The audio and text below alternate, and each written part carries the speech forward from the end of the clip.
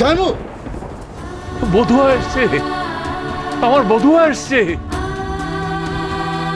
যাই বাবু, ও আমার মুখ তুলে চাইছে, ঘরের লক্ষ্মী আমার ঘরে ফিরে আইছে। বেগম তুমি ফিরে এসছো। দাদু দাদু তোমার বধুয়া ফিরে এসছে। বেগম বেগম বেগম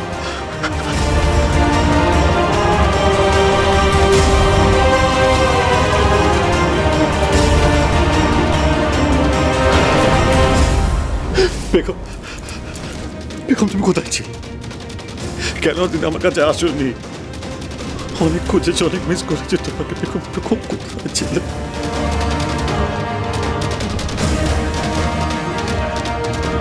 তার মানে তুমি বেঁচে আছো বেগম? ওই লাইভ ভিডিওটা তাহলে মিথ্যে নয়, তাই না? এটাই তো আমাদের সবার কৌতূহল ছিল এতদিন, যে পেখম বেঁচে আছে কি, যে পেখম কেন বাড়ি ফিরছে না যদি বেঁচে থাকে। এই তো পেখম চলে এসছে। আর আর কোনো সন্দেহ নেই দাদু, আর কোনো সন্দেহ নেই।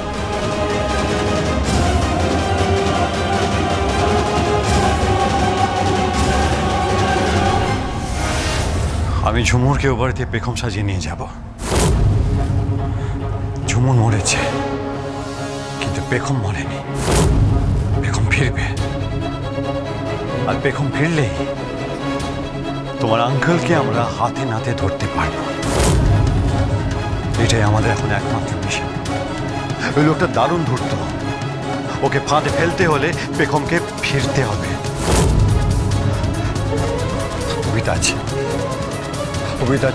এটা করার জন্য তোমার হেল্প আমার লাগবে। Please please don't say no. Please Abhitaj, please help me. Abir, আমি তোমাকে সব দিক থেকে সব রকম হেল্প করবো, promise. Thank you, thank you so much.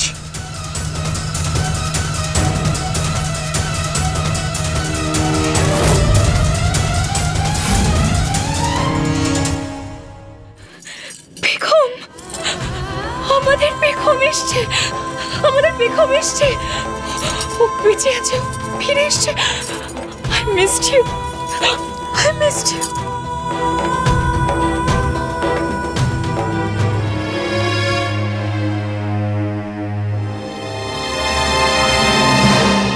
দিদি ভাই, বর্দি ভাই,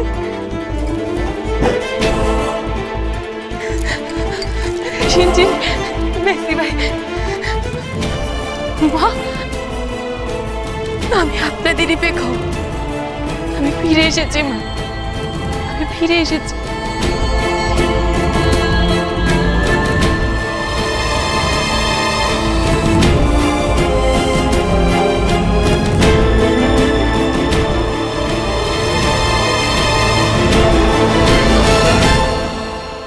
দাদু, দাদু, তোমার বধুয়া বেঁচে আছে দাদু। আমি ফিরে এসেছি। এই বুড়োটা রাতের পর রাত চোখের জল ফেলেছে। আজ আজ আমার ঘরটা আলোয় ভরে গেল, আমার বধুয়া ফিরে এসেছে। সত্যি পেখম? কিন্তু পেখম, তুমি এতদিন কেন বাড়িতে আসোনি? হ্যাঁ, সেদিন সোশ্যাল মিডিয়াতে লাইভ করলে, তারপর এতদিন লুকিয়েছিলে কেন?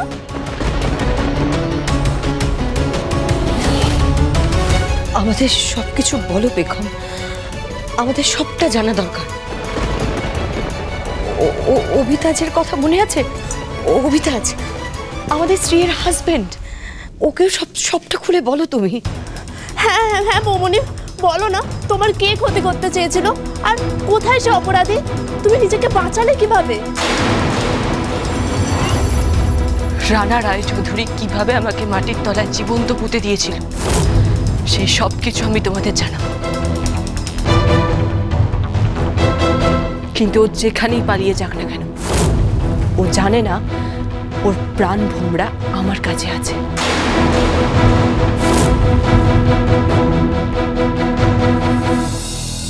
ও সমস্ত অন্যায়, সমস্ত কুকীর্তির সব কিছুর প্রমাণ আমার কাছে আছে। ও আর পালিয়ে বাঁচতে পারবে না। বেগম ফিরে এসেছে। এবার রানা রায়চৌধুরী চিরতরে শেষ হবে। আমি তোমাকে সবটা বলবো। আমি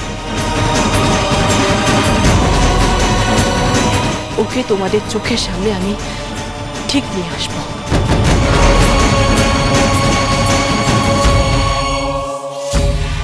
আসবই, প্রমিস।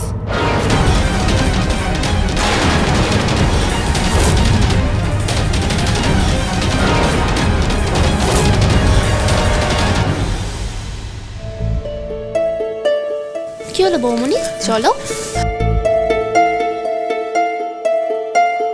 ঝুমুরের মৃত্যু খবর সবাইকে দেওয়া হয়েছে যাতে রানা রায় চৌধুরীকে ধরা যেতে পারে, আর সেই জন্যই আপনাকে আমার পেখম সাজতে হবে।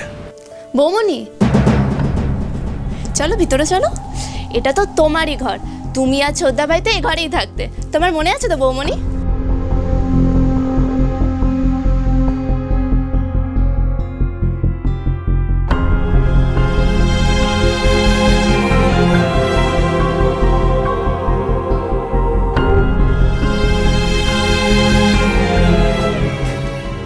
এই তুমি ওভাবে কি দেখছো? এই ঘরটা তো তোমারই, আগে কখনো দেখোনি? আচ্ছা পেখম, তুমি এই বাড়ি ছেড়ে গেছো বেশি দিন তো হয়নি, 1 বছরও হয়নি, এর মধ্যে সবটা ভুলে গেলে? ও হ্যাঁ, ভালো কথা, বড় মা বলছিল আবিরের ঘরের আলমারির লকারের চাবি না পাওয়া যাচ্ছে না, ওটা নিশ্চয়ই তুমি গুছিয়ে রেখেছিলে, তোমার মনে আছে তো তুমি কোথায় রেখেছো? মেজো বৌদি, দরকারটা কার? ছোটদা ভাইয়ের, তাই তো? তাহলে ওকেই বুঝতে দাও, এখন তো এসব কথা বলার কোনো দরকার নেই। দরকার আছে সিঞ্জিনি, পেখমের সাথে এতদিন পর দেখা হলো, এটুকুনি কথা বলবো না? আচ্ছা পেখম, মনে আছে একদিন রাতে আমি তোমার ঘরে শুতে এসেছিলাম, আমি না কিছু নাইট ক্রিম নিয়ে এসেছিলাম, ওগুলো এই ঘরেই ফেলে গেছি। আচ্ছা সেগুলো আর পাওয়াই গেল না, তুমি নিশ্চয়ই গুছিয়ে রেখেছিলে, বলো ভুলে যাওনি তো? আসলে মেজদি ভাই, অনেকগুলো দিন তো হয়ে গেছে, আর ঘটনাটা ঘটার পর আমি বেশ কিছুদিন ট্রমার মধ্যে ছিলাম, তারপর থেকে আমি মাথায় বেশি চাপ নিতে পারি না গো এখন। যখনই দেখবেন কেউ আপনাকে সন্দেহ করছে কিংবা এমন কিছু জিজ্ঞেস করছে যেটা আপনার অজানা, ঠিক তখনই আপনি মাথায় হাত দিয়ে এমন অভিনয় করবেন যেন আপনার মনে করতে খুব কষ্ট হচ্ছে। বৌমনি কি হয়েছে তোমার? মেজো বৌদি প্লিজ একটু থামো না। বৌমনি আসো, তুমি বসো, আস্তে আস্তে। ঠিক আছে তো?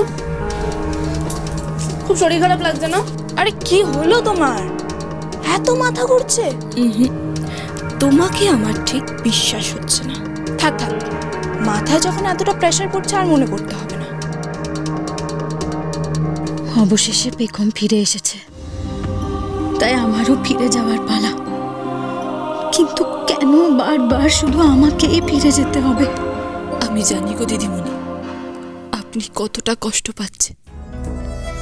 আমিও তো একটা মেয়ে গো, আমি বুঝতে পারছি, আমি বুঝতে পারছি আপনার মনের অবস্থাটা। দাদাবাবুকে বিয়ে করে আপনি ঘর বাঁধার স্বপ্ন দেখেছিলেন, পেখম আশায় সেই সব স্বপ্ন ভেঙে চুরে গেল। কিন্তু দাদাবাবুর চোখে যে একটাই স্বপ্ন, রানা রায়চৌধুরীকে শাস্তি দেওয়া। আর আপনি এই সত্যিটা জানেন না, তাই আপনি কষ্ট পাচ্ছেন গো দিদিমণি। আমি তো পেখম নই, আমি ঝুমুর, আমি আবির দাদাবাবুর বউ নই। সিঞ্জিনি, ওকে ঘরে পৌঁছে দিয়েছো, এবার ওকে একটু একা ছেড়ে দাও। আবির বলছিল তো ও ট্রমার মধ্যে আছে, ওর রেস্ট দরকার। না গো কৌশিকী, পেখম যখন বাড়িতে ফিরে এসেছে ওর সাথে একটু কথা বলা দরকার।